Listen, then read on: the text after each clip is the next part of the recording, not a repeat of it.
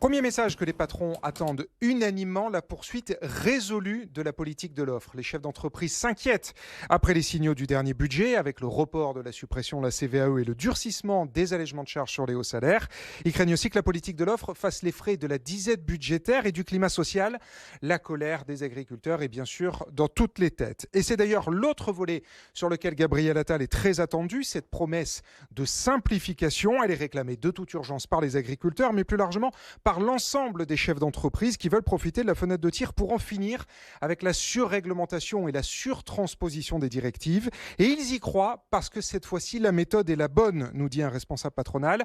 La volonté politique est très forte et on part du terrain et des entreprises et pas d'une commission dans un ministère. Et puis les patrons attendent enfin des précisions sur l'acte 2 des réformes esquissées par Emmanuel Macron. Acte 2 sur le travail, avec l'espoir de nouvelles ordonnances comme en 2017. Elles ont changé la vie des entreprises, juge un haut responsable patronal, beaucoup plus que la loi Macron en 2015. Et puis acte 2 aussi sur les règles de l'assurance chômage, même si les patrons attendent de Gabriel Attal qu'il respecte les négociations en cours entre les partenaires sociaux. Alors